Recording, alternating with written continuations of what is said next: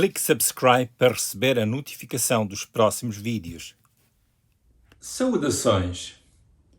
Porque deu Deus os 10 mandamentos? Será que os mandamentos de Deus são necessários no tempo em que vivemos?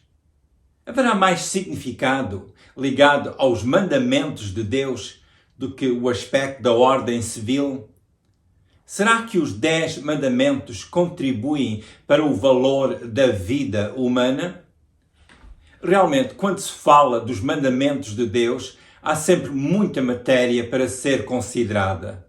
O estudo da lei de Deus, para quem deseja crescer no seu conhecimento de Deus, é enriquecedor e contém muito para ser meditado.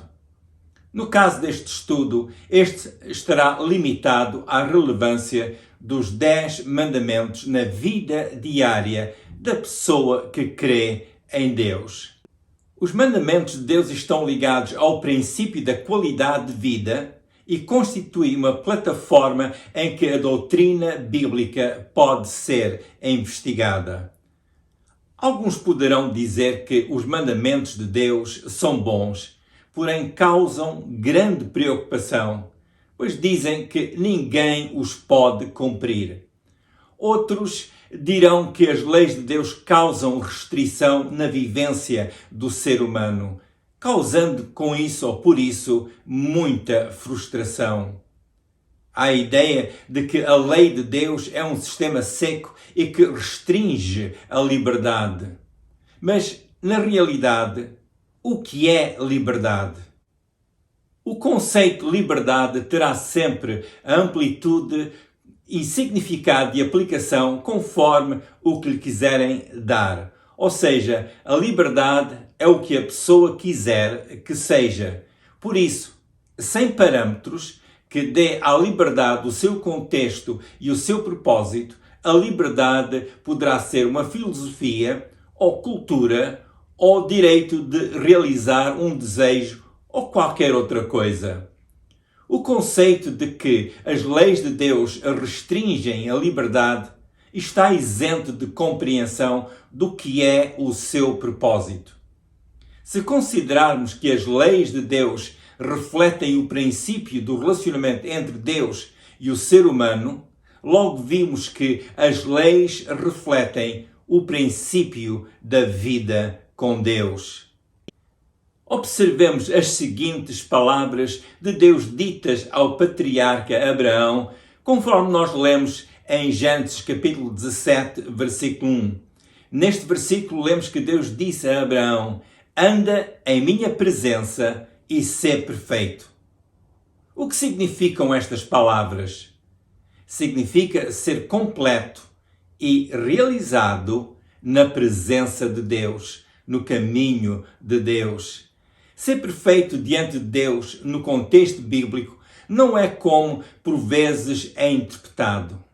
Ser perfeito diante de Deus tem muito mais a ver com o propósito e qualidade de vida que existe em Deus.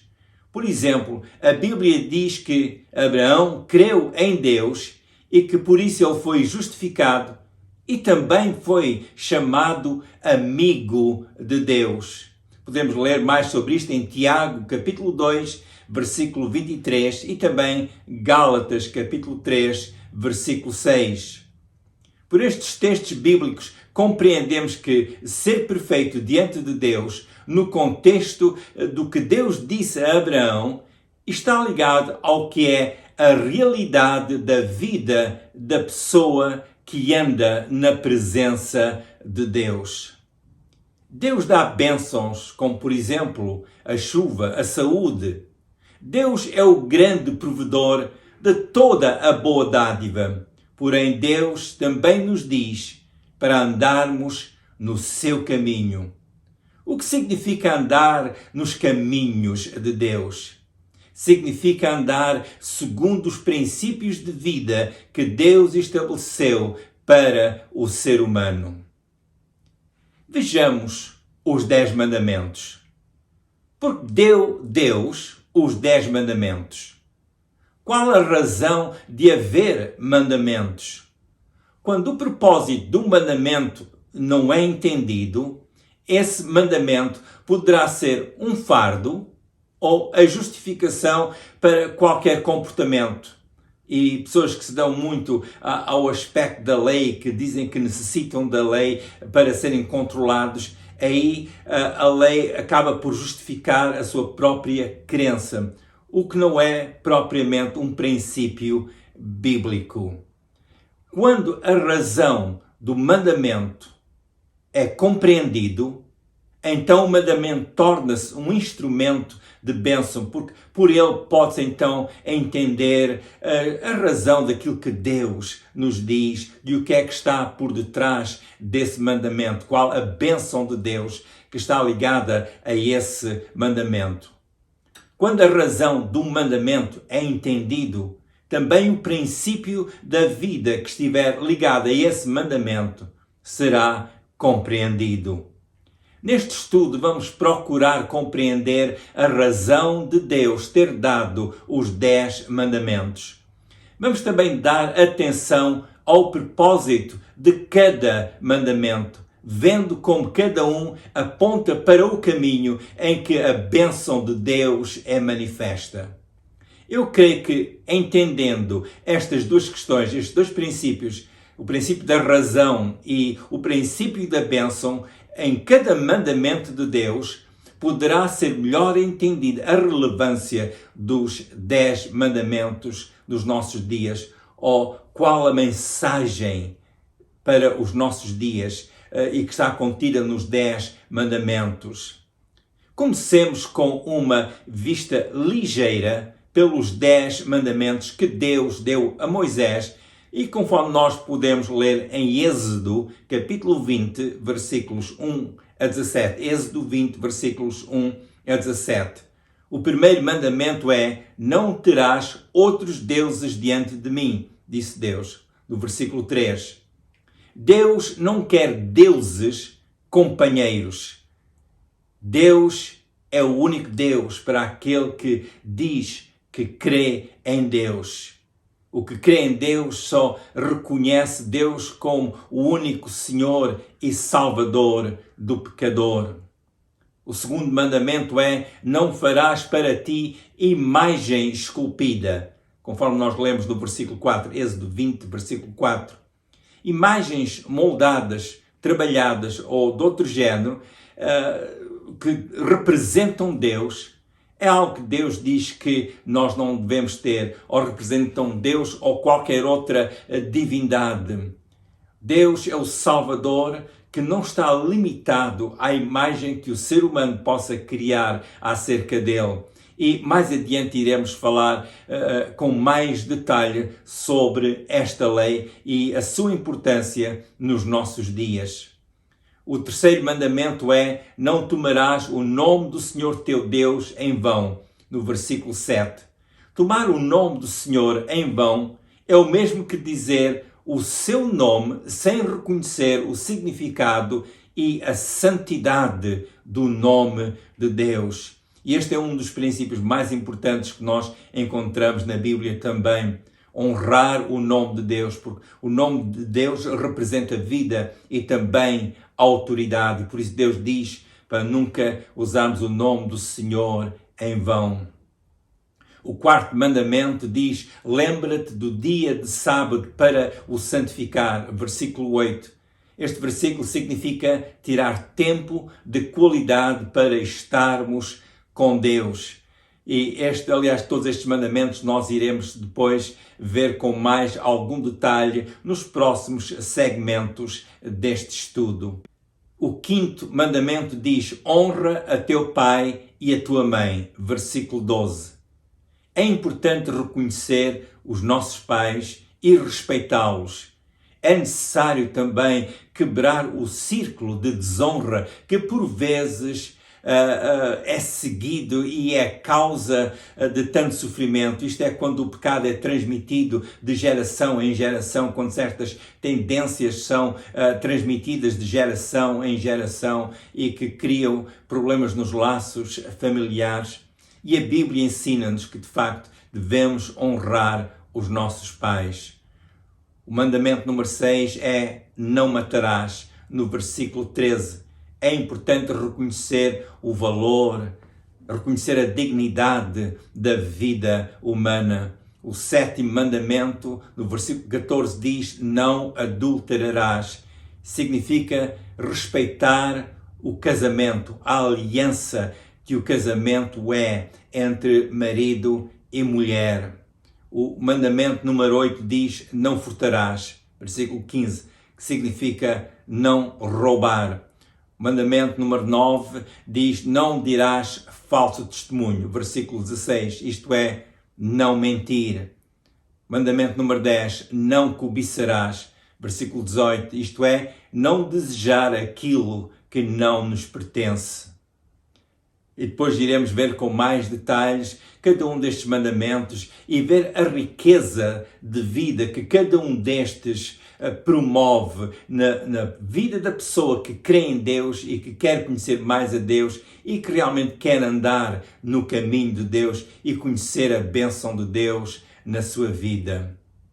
Vejamos sucintamente qual o propósito dos 10 mandamentos. Como iremos ver neste estudo, os 10 mandamentos estão revestidos com o poder de Deus que promove também o cumprimento do seu plano e bênção na vida da pessoa que crê em Deus e que segue a sua palavra. Compreendendo que Deus tem o seu plano para os seus filhos, possibilita a apropriação da provisão divina.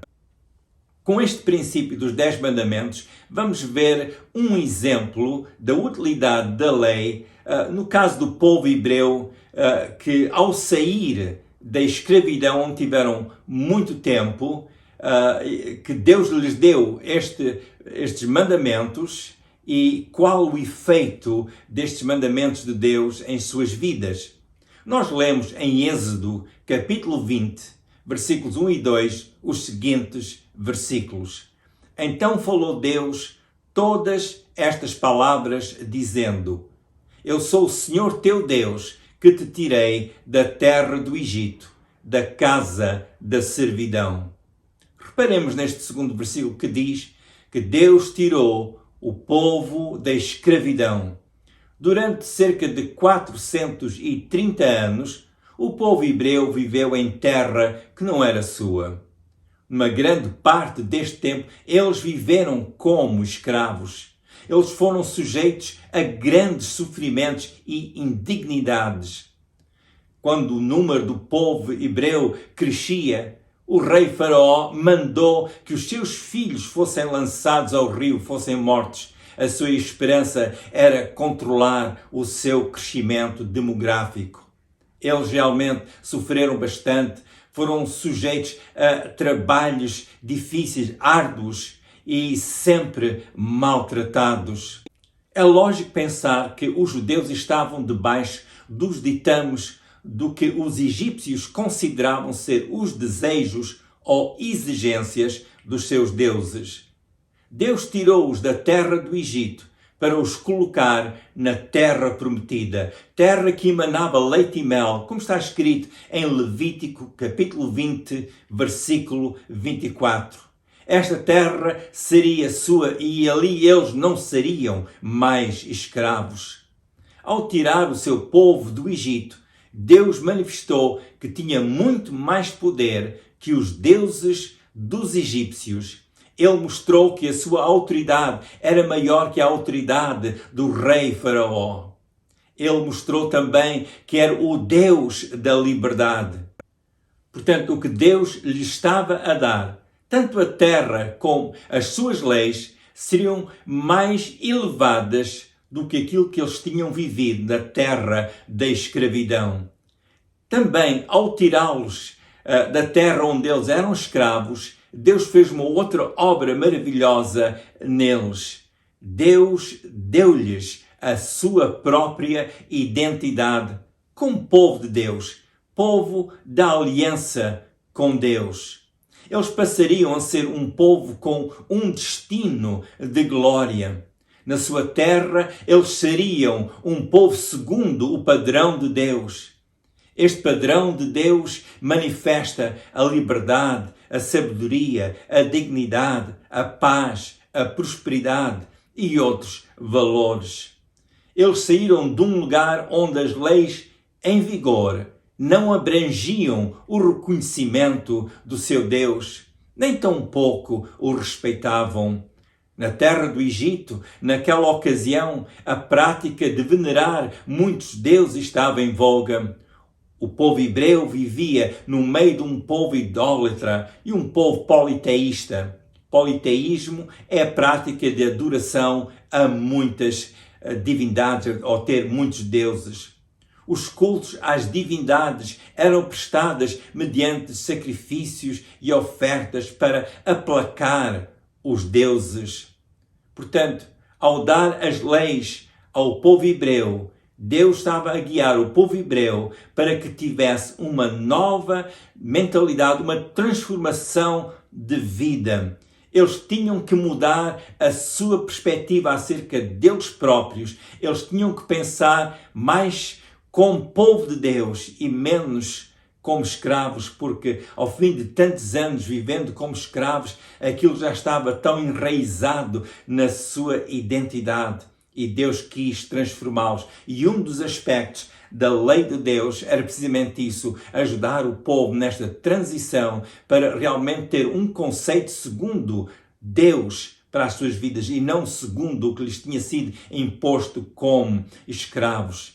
Eles tinham um destino em Deus e este destino seria realizado também ao observarem os caminhos de Deus que eram manifestos pelas suas leis. Além dos 10 mandamentos, Deus deu outras leis. Porém, os 10 mandamentos é onde nós vamos concentrar mais do nosso tempo. Estes seriam como que um constante lembrete do que Deus lhes tinha feito, quem era Deus, e iria ajudá-los a compreender a sua existência e realmente viver o seu dia a dia nesta bênção de Deus, conforme também seria transmitida pela prática da lei. Seria uma lembrança de que Deus é provedor e que dá estabilidade ao seu povo, que dá uma nova visão ao seu povo. Eles não estariam mais sujeitos à idolatria do Egito, mas sim ao único Deus Todo-Poderoso que criou os céus e a terra. Ao conhecerem a lei do Senhor, eles conheceriam os limites para não perderem a oportunidade de viverem na plenitude de Deus. A lei de Deus estabelece a liberdade, mas também mostra que há parâmetros em que esta liberdade existe. Fora destes parâmetros, deixa de haver liberdade e passa a haver um desrespeito pelos princípios da vida e pela liberdade também do próximo. Há uma necessidade de rever os 10 mandamentos, não como uma série de leis que servem como vedação à volta da vida, tirando assim o prazer de viver. Antes, a lei garante a oportunidade da realização de uma vida feliz. A lei mostra o caminho da bênção e como desfrutar desta bênção de Deus.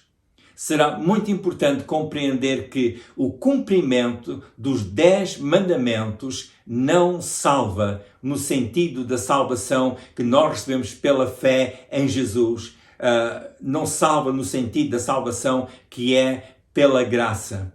Os 10 mandamentos são princípios que dão orientação aos que já são filhos de Deus mediante a salvação em Jesus. Tomemos como exemplo uma criança. Os seus pais impõem certas regras, certos princípios, porque há razão para fazer isso. Ao estar a cumprir essas regras, esses princípios estabelecidos pelos pais, a criança não é mais filho ou filha dos seus pais. É filho ou filha, apenas está a ser criado com certos princípios e viver segundo as regras que os seus pais lhe dão, que é para a sua orientação também. Seguir os 10 mandamentos é seguir o padrão de vida que honra a Deus. Seguir os 10 mandamentos não equivale de forma alguma a viver ou a andar no Espírito Santo, como nos ensina a Bíblia. Porém, quem tem em si o Espírito de Deus é guiado a viver a palavra de Deus. Ao longo deste estudo, iremos considerar os princípios de vida em Jesus e qual o benefício dos 10 mandamentos. Deus preparou para nós uma qualidade de vida, não uma vida restrita por mandamentos ou reduzida a mandamentos. Nós iremos ver ao longo deste estudo que a vida em Jesus não é isso de forma alguma. Por outro lado, é possível cristãos dizerem que estão salvos pela graça, estão salvos em Jesus e pela fé e que por isso não necessitam de mandamentos. Nós iremos ver que estes 10 mandamentos têm certos princípios que ainda são manifestos no Novo Testamento. Iremos também considerar outras leis que realmente não estão em vigor na era da graça. E depois iremos ver porquê e a razão que está por detrás dessa decisão de Deus. Vamos ver qual o propósito da lei de Moisés, 600 e tal mandamentos que ele deu ao povo, qual o propósito dessas leis e vamos ver os aspectos das leis que já não estão em vigor na era da graça, que é o tempo em que nós vivemos hoje, a graça de Deus manifesta em Jesus. A lei mostra-nos que Deus tem uma qualidade de vida para nós. Não é a lei que dá esta qualidade de vida, esta qualidade de vida vem a nós através de Jesus, que morreu na cruz do Calvário pelos nossos pecados. A lei não tira pecados, mas Jesus, ao perdoar-nos, remove a mancha do pecado. Ele perdoa e restaura. A lei não tem poder. A pessoa observa a lei e segue os caminhos de Deus. É um auxílio que tem, mas não tira de forma alguma, nunca irá tirar de forma alguma o lugar da salvação. Por isso é que é importante cada pessoa fazer a sua confissão de fé em Jesus e dizer: Senhor Jesus, eu sou um pecador, perdoa os meus pecados e salva-me. E quem faz assim uma confissão de fé, Deus ouve e Deus salva. Eu recomendo que leia um pouco da Bíblia todos os dias.